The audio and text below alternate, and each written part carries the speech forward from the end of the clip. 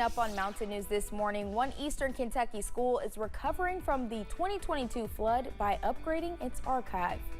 And members of a well-known gospel group died over the weekend. Dedicated to Eastern and Southern Kentucky, this is WYMT Mountain News this morning. Good morning. I'm Madison Carmouche. We're coming up on 5 a.m. and it's hard to believe it's already the end of July. But today is a first alert weather day, so let's send it over to meteorologist Mace Michaels. Good morning, Madison. Watching showers and thunderstorms move through the interior sections here of Kentucky. We'll see them roll into the area over the next several hours. It's warm and dry over most of the region right now. You see here in Whitesburg, where it's 72 degrees. In Hazard, the clouds are with us. We're also right around 70. But the reason why it's a first alert weather day is we're watching for the showers and storms to move in. Some of them strong now in the central part of the state.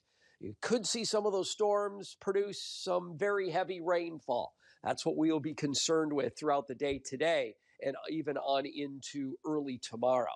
There's a look at the latest temperatures with lots of readings hanging around 70. And here's that line of showers and thunderstorms right now running from just west of Jackson, north of areas of Jackson, approaching London, and down to Monticello and southeast of Lexington.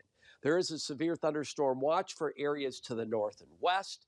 You see from Whitesburg to McKee through Stanton and up to around Ashland, crossing 64, that line of intense showers and thunderstorms. And again, the watch until 6 o'clock from areas along and north back towards Lexington. Temps will warm into the 80s this afternoon, Madison. We'll look for those showers and storms to continue to track through. All right, Mace, thank you. We just passed the second anniversary of the historic 2022 flood, and even the threat of high water can make folks uneasy. WYMT's Austin Hicks spoke with a meteorologist from the National Weather Service in Jackson about the weather this week compared to 2 years ago. It has been 2 years since the lives of thousands in the mountains were changed forever. Every community in Breathitt County that flooded in 21, with the exception of one, again in 22. So those individuals, those survivors that had pretty much just gotten their life back together, turned around and lost everything a second time. The impact of the 2022 flooding is still being felt, and while we could see more heavy rain this week, meteorologists say there should not be widespread flooding. Those kinds of situations are so rare that they're really hard to predict and things like that. But we're not expecting anything of that magnitude at this point. Obviously, some isolated flash flooding is possible in a scenario like this. Meteorologists say people should still be aware of water levels around their homes. Anytime you live near a creek or stream or even a river system, you should always be aware of water level rises, and particularly if you see a period where you've gotten a lot of rainfall and you just know it's been a lot of rainfall, you may see rapid rises on some of those streams and creeks specifically. You should also have a plan in place in case of an emergency. Being prepared, having a preparedness plan, not just in case of a flood. What if you have a house fire? What if there's a tornado or other severe storm? What will happen if you lose electricity for several days?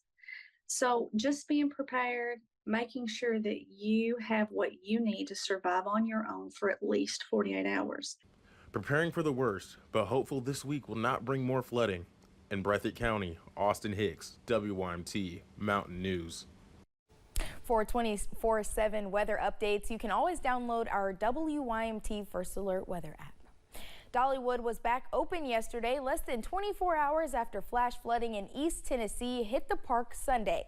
This is what it looked like after the heavy rain. You can see water rushing down the roads as many folks got drenched.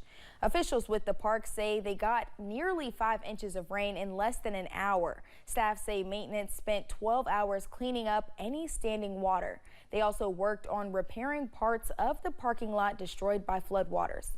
Now they're looking into what they can do to prevent this from happening again.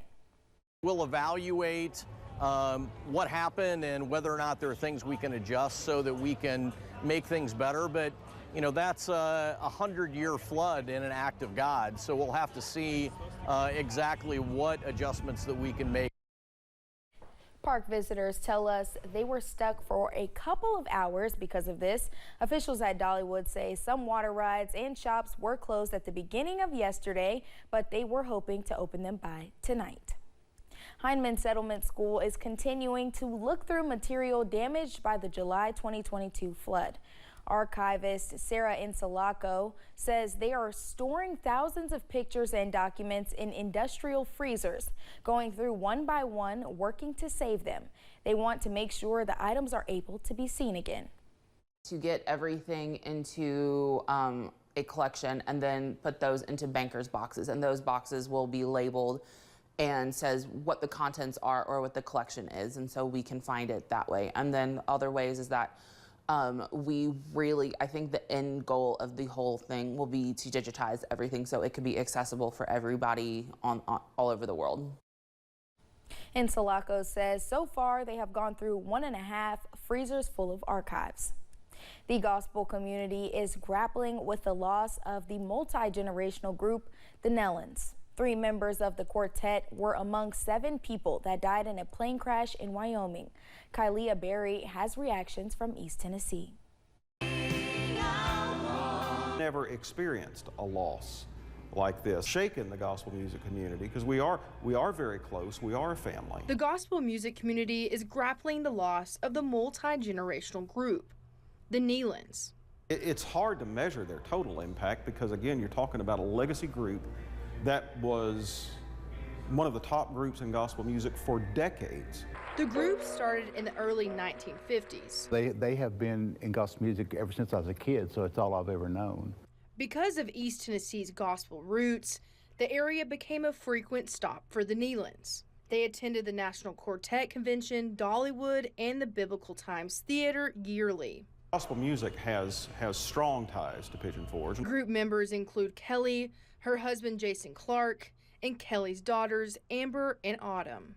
Clark Beasley has known Kelly since he was a little boy. Now, I've known Kelly my whole life. Her father and my father, Hall of Famers, were best friends. They've recorded more than 50 albums in her career, even getting a Grammy nomination. Now she's joining her father in the Southern Gospel Hall of Fame. Never in our wildest dreams would we have guessed that would have been a posthumous induction. While Kelly won't be there to see that moment, her legacy and the Nellens' music will live on forever. Remember them by the songs. You know, gospel music is all about the songs. In Pigeon Forge, Kyla Berry, WVLT News.